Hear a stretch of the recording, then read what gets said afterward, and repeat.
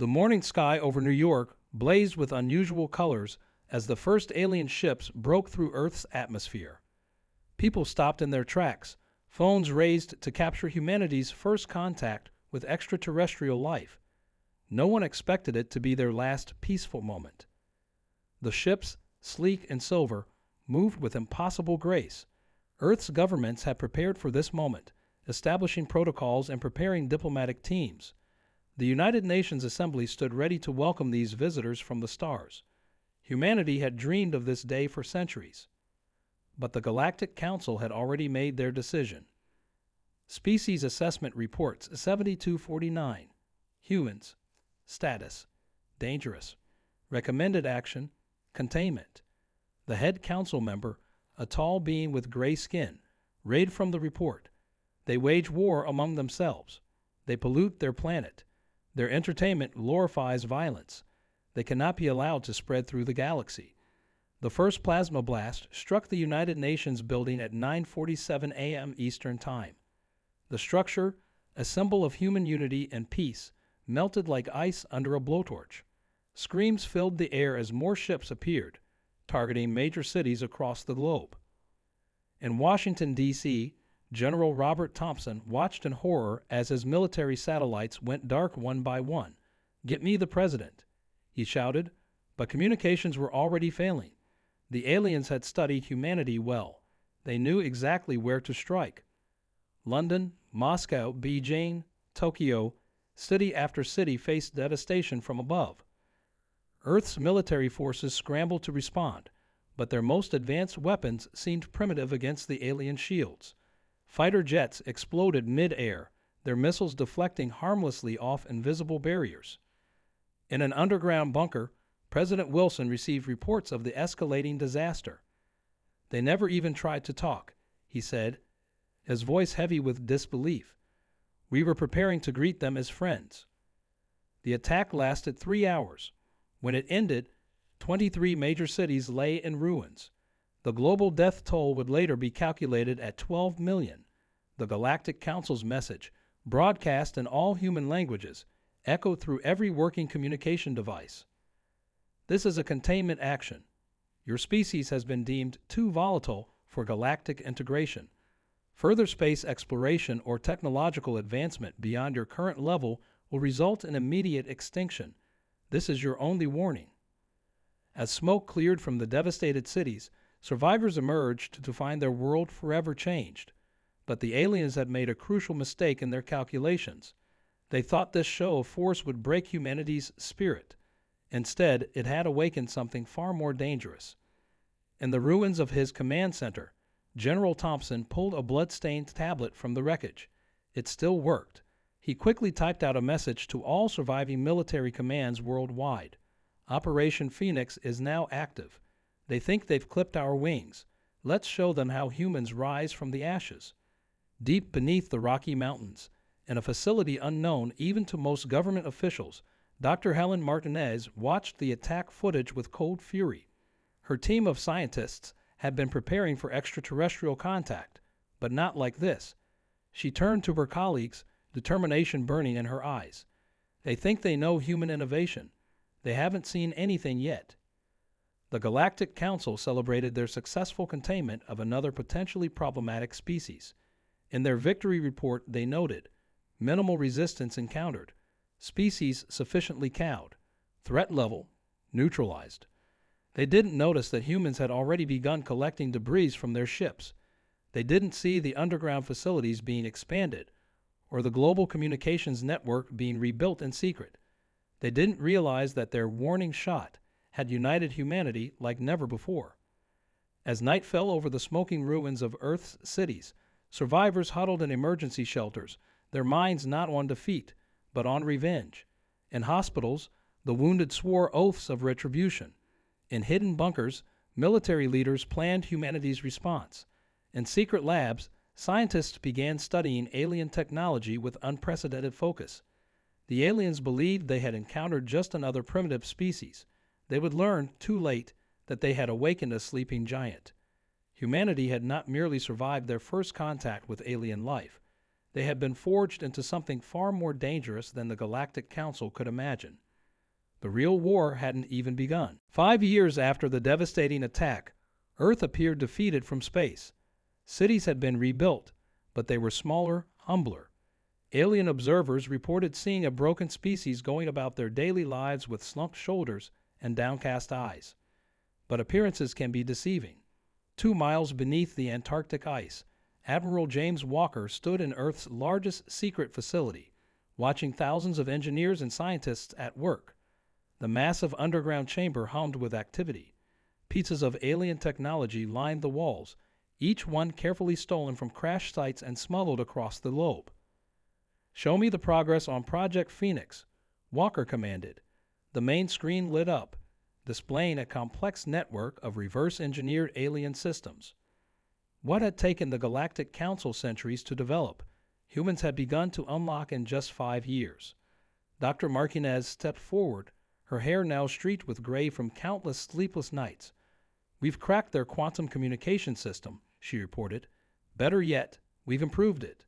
They thought their technology was safe because no primitive species could understand it. Their arrogance will be their downfall."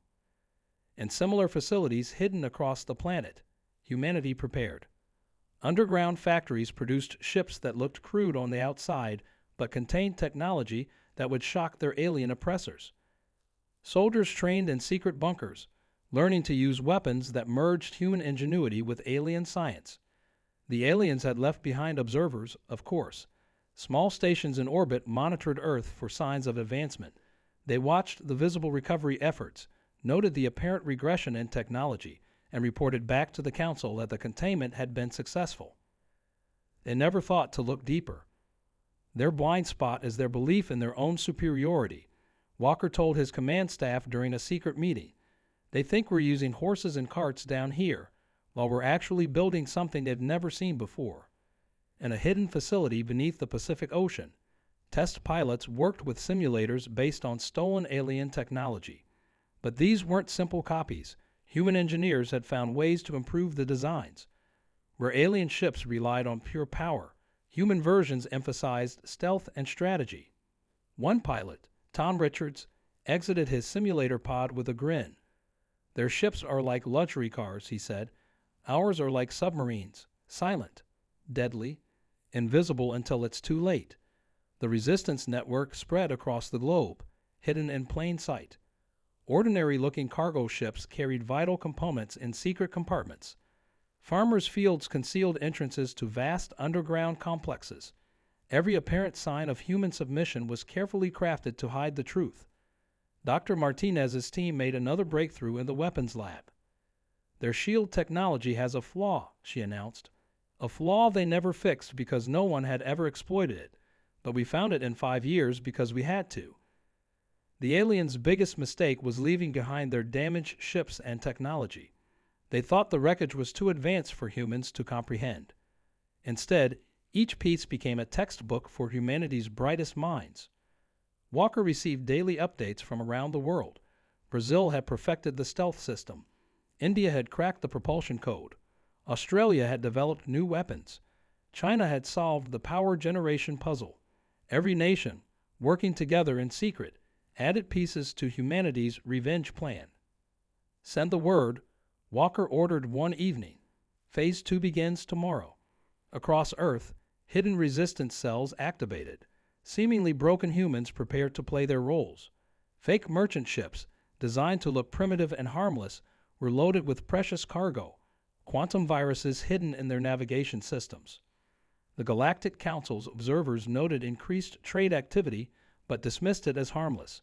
Their reports continued to describe Earth as successfully contained and no longer a threat. In his underground command center, Walker looked at the latest intelligence reports. The aliens still believed their containment was working. They had no idea that humans had not only matched but improved upon their technology. Earth wasn't just planning to break free, it was planning to reshape the galaxy. "Let them keep thinking we're beaten," Walker said to his staff. "The best trap is the one your enemy never sees coming." The stage was set. Operation Phoenix was ready to take flight, and the galaxy was about to learn a harsh lesson about underestimating humanity. Captain Lisa Morrison stood on the bridge of her merchant vessel, the Star Trader, practicing the perfect balance of fear and submission in her stance. 5 years of training had taught her exactly how to appear broken but useful to alien observers. Approaching Centauri Trade Station, her communication officer reported, voice carefully humble, "They're scanning us now." The Star Trader looked primitive by galactic standards. Its hull was patched, its engines seemingly inefficient. To alien eyes, it appeared to be exactly what humans were permitted to have. A simple trading vessel barely capable of interstellar flight. They couldn't detect its real cargo. Hidden in the ship's navigation systems, a quantum virus waited. Created by Dr. Martinez's team, it was the most sophisticated piece of programming ever developed on Earth. It would spread through alien networks like a ghost, waiting for activation day. Trading vessel Star Trader, the alien port controller's voice crackled through the speakers. "State your business." "Requesting permission to dock and trade, sir," Lisa replied, adding just the right amount of tremor to her voice. "We bring raw materials from Earth, metals and minerals, as allowed by the Council guidelines." The alien's voice dripped with contempt. "Proceed to Dock 7. Remember, any violation of technology restrictions will result in immediate termination of your species." "Yes, sir. Thank you, sir." Lisa bowed her head, though the alien couldn't see her. Inside, she smiled. This scene played out across the galaxy. Hundreds of humble human trading ships visited alien worlds. Each carried the same hidden weapon in their systems. Each crew played their part perfectly, defeated, submissive, grateful for any scraps of trade the aliens allowed them. In his underground command center, Admiral Walker tracked every ship's progress. "Report from the Star Trader," his aide announced. "Virus successfully planted in the Centauri network. That makes target number 57. The plan was beautiful in its simplicity. The aliens' own arrogance made it possible. They were so convinced of their technological superiority that they never thoroughly scanned the primitive human ships. Why bother? These were just simple trading vessels, barely worth noticing." On the alien world of Proxima 2, a dock worker watched human traders unload their cargo. "Look at them," he told his colleague. 5 years ago, they thought they could join the galactic community. Now they thank us for letting them do basic trade." The humans kept their eyes down, carefully hiding their knowledge that their virus was already spreading through Proxima Q's systems. Back on the Star Trader, Lisa received new orders. Next stop, the Sirius Trading Hub, she told her crew. Each location was carefully chosen, each visit precisely timed. The virus needed to reach every corner of alien space before the signal was given. Dr. Martinez monitored the virus's spread from her lab. "It's working better than we hoped," she reported to Walker. "Their systems actually help it spread. They're so interconnected, so trusting of their own technology. They never imagined someone could turn that against them." The mission wasn't without risk. Some crews would be discovered, some ships lost. But humanity had planned for this. Each loss was calculated, each sacrifice meant to reinforce the aliens' belief in human weakness. "Patrol ship approaching," Lisa's sensor officer warned during one tense moment. "Full inspection team." "Perfect," Lisa replied. "Everyone remember your training. Show them exactly what they expect to see." The alien inspectors found exactly what they wanted to find. A primitive ship crewed by broken humans. They never checked the navigation system's code. Why would they? Humans couldn't possibly understand their advanced technology. In the deep bunkers of Earth, the countdown continued. More ships launched, more viruses spread. The galactic infection grew, hidden behind a mask of human submission. Walker reviewed the latest numbers. Nearly 200 alien worlds infected, thousands of ships, countless networks, all waiting for a single signal. The Trojan horse, he mused, was also a gift that seemed harmless on the outside. The aliens had taught humanity a lesson about power. Soon, they would learn one about wisdom. The galaxy was about to discover that forcing humanity to be clever had been their biggest mistake. The trap was almost ready.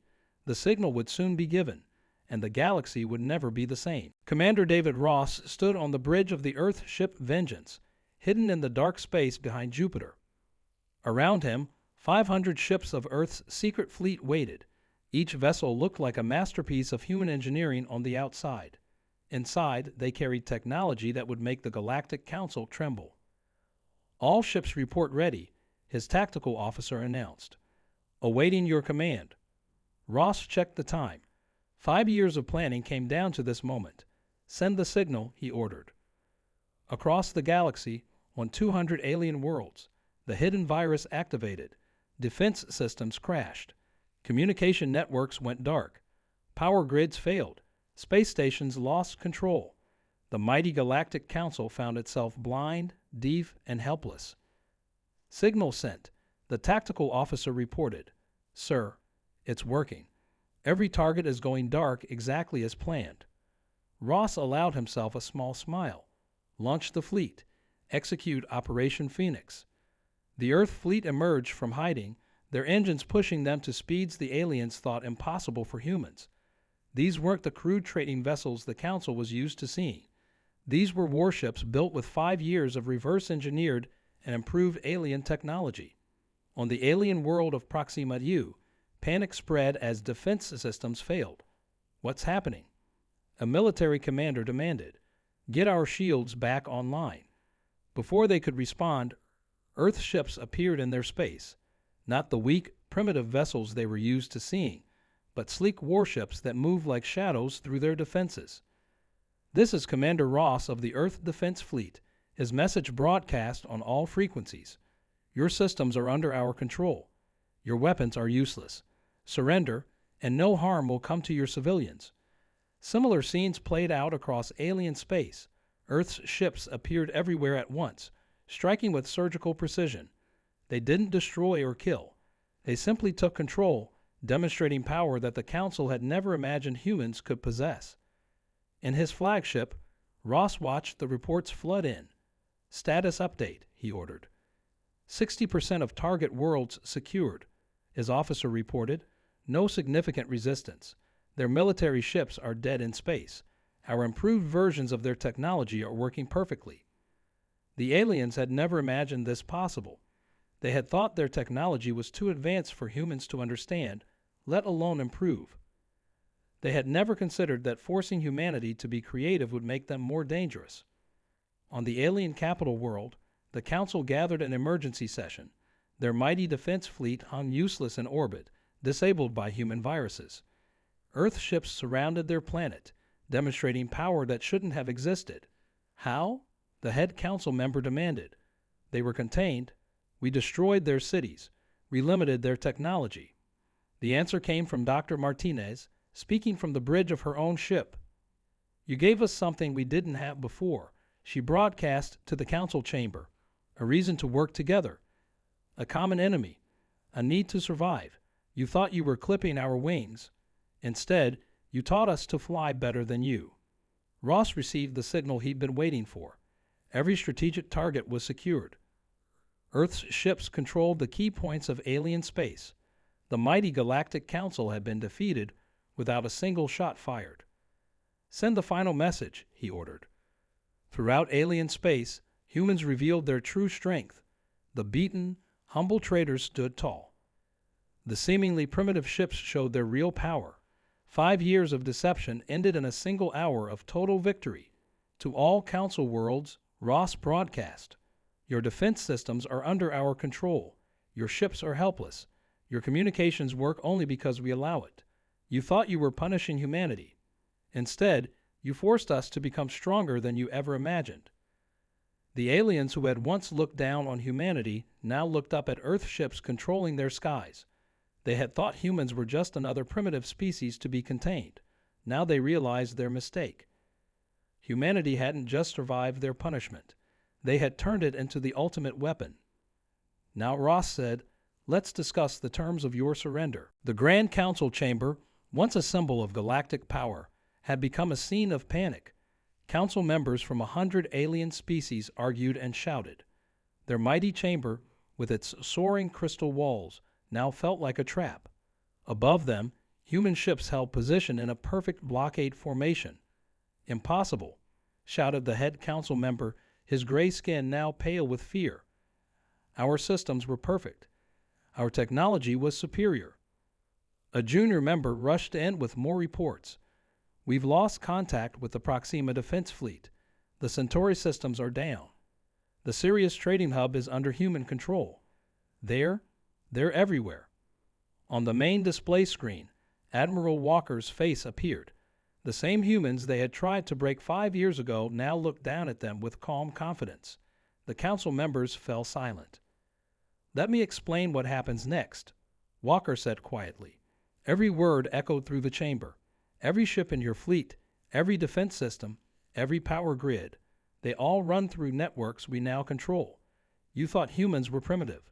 That was your first mistake." The trade minister, a tall alien with blue scales, stepped forward. "This is an outrage. You were contained. You were monitored." "Yes," Walker smiled. "We were watched. By systems we learned to fool. By observers we learned to deceive. You gave us the greatest gift an enemy can give. You underestimated us." Dr. Martinez appeared next to Walker on the screen.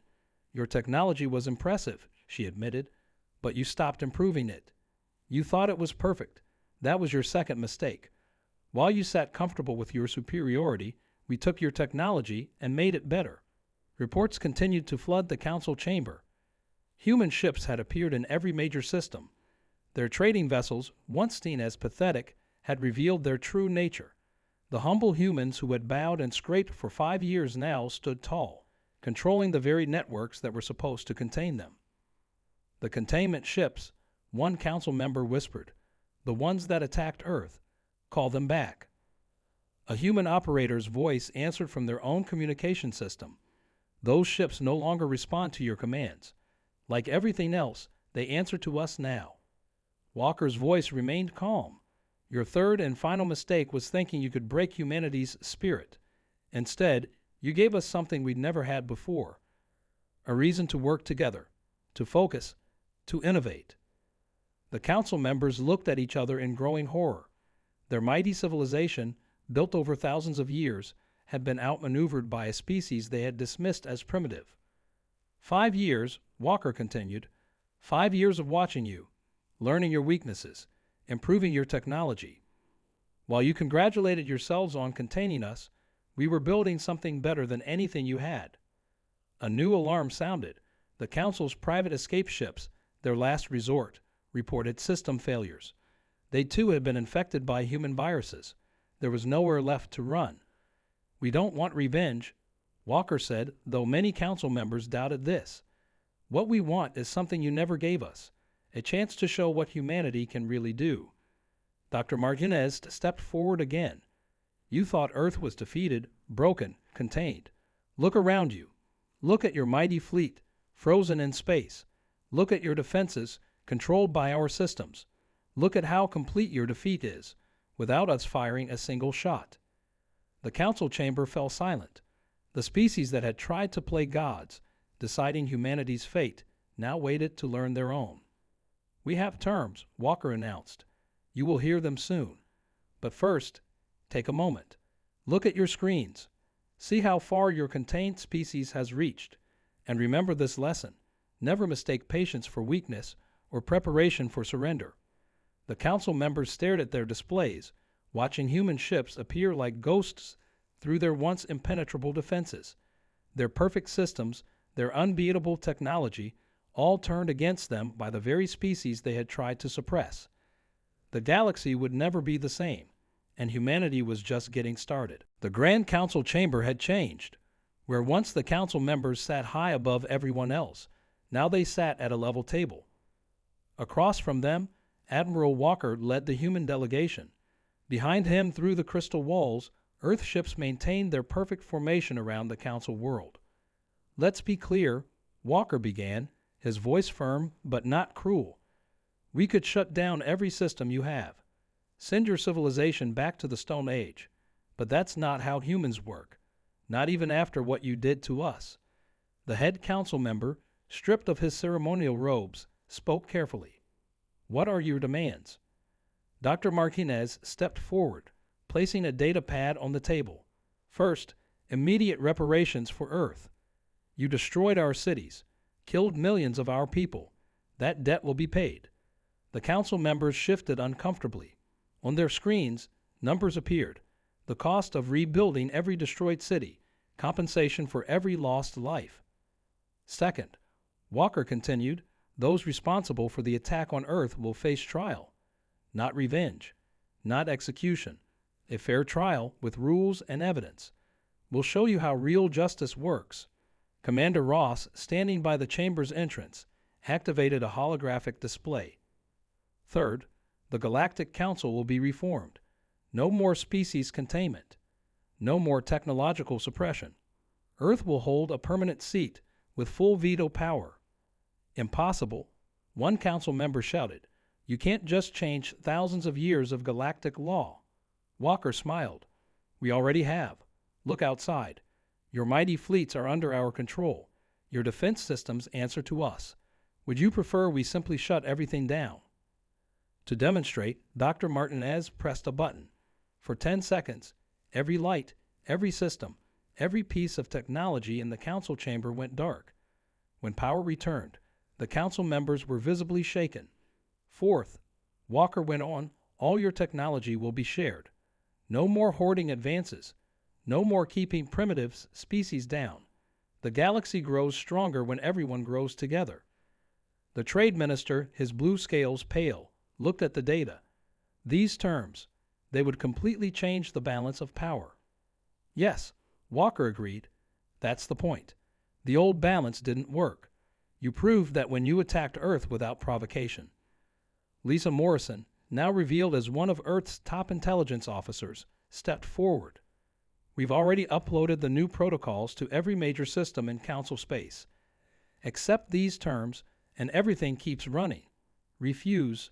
She didn't need to finish the threat. Every alien in the chamber had seen their civilization's total dependence on systems now controlled by humans. You have 1 hour to decide, Walker announced. In that time, think about this. We could have destroyed you, could have taken revenge for every human life you took. Instead, we're offering you a chance to build something better. The council members huddled together, speaking in urgent whispers. They had no real choice, and they knew it. Humanity had outplayed them completely. There's one more thing, Dr. Martinez added. A sign of good faith. Our improved versions of your technology, faster ships, better defenses, more efficient power systems. We'll share them. All of them. Show you what happens when you encourage innovation instead of suppressing it. The alien leaders looked at the technical specifications in shock. Humans hadn't just caught up to their technology, they had surpassed it. In just 5 years, driven by necessity, humanity had taken their advanced science and made it better. 1 hour, Walker reminded them, standing to leave. Choose wisely. Remember, you thought humanity needed to be contained because we were too aggressive, too warlike. Yet when we defeated you completely, we offered peace. Think about what that means. The human delegation left the chamber. Behind them, they could hear the council members arguing, but they already knew what the answer would be. The aliens had no choice. They'll accept, Walker told his team as they walked out.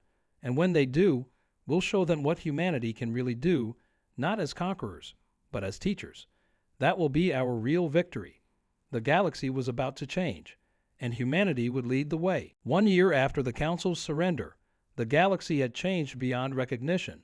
The new Galactic Assembly Hall on Earth stood as a symbol of this transformation. Built with a perfect blend of human and alien technology, it rose high above the rebuilt city of New York. Admiral Walker, now Earth's representative to the Assembly, stood at the speaker's podium. Around him sat delegates from every spacefaring species. No more raised platforms, no more signs of superiority. Every seat was equal. 1 year ago, Walker began, we showed you what humanity could do when pushed too far. Today, I want to show you what we can do as partners. The main display lit up, showing images from across the galaxy. Human engineers working alongside alien scientists. Earth's improved ships teaching new worlds how to reach the stars. Former enemies learning from each other. Dr. Martinez stepped forward, her team behind her. The Mars Colony project is complete, she announced. built in 3 months with our combined technology. What once seemed impossible is now routine. The aliens who had once looked down on humanity now watched in amazement. Human innovation, freed from containment, had sparked a technological revolution across the galaxy. Trade between worlds has increased by 400%. Lisa Morrison reported from her new position as Galactic Commerce Director. When we share technology instead of hoarding it, everyone prospers. Commander Ross, leading the new Joint Defense Fleet, displayed the latest security reports. No major conflicts in the past year. Turns out, when you help people grow instead of keeping them down, they find better things to do than fight. The former head council member, now just one voice among many, stood to speak. We were wrong about humanity, he admitted. We saw your potential for violence and tried to contain it. Instead, we should have seen your potential for growth. The assembly hall's windows showed Earth's rebuilt cities gleaming in the sunlight. They were better than before, more advanced, more efficient, more beautiful, a testament to what cooperation could achieve. But our greatest achievement, Walker continued, isn't the technology or the trade. It's the change in how we think. No more superior species, no more containment, no more fear of advancement. A young alien delegate raised her hand. But what stops this new assembly from becoming like the old council, from making the same mistakes? Walker smiled. Look around you. See those human ships in orbit, the ones that could shut down every system in the galaxy. They're not there to threaten. They're there to remind everyone what happens when you try to contain progress, when you choose fear over friendship. Dr. Martinez brought up new images, the next generation of ships built by human and alien engineers working together. They made the vessels that had defeated the Council look primitive. This is what happens when we work together, she explained. When we combine human creativity with alien wisdom, when we build up instead of holding down. The assembly members looked at the data in wonder. Diseases once thought incurable, now treatable. Energy problems solved. Faster ships. Safer worlds. All because humanity had chosen to teach rather than punish. Some of you feared us, Walker said, concluding his speech. Feared what we might become. You tried to contain us, to break us. Instead, you forced us to become something greater than you imagined, but not conquerors, not destroyers, teachers, partners, friends. He looked around the hall, meeting every alien eye. Remember this lesson. Humanity didn't get revenge by destroying. We got it by building something better, by proving that your fear of us was your greatest mistake. The assembly erupted in applause. Even the former council members joined in. They had learned their lesson well. Outside, Earth's cities sparkled with new life. Ships from 100 worlds moved peacefully through the sky. Former enemies worked together in labs and factories and schools. The galaxy had tried to contain humanity. Instead, humanity had shown the galaxy a better way. And this was just the beginning.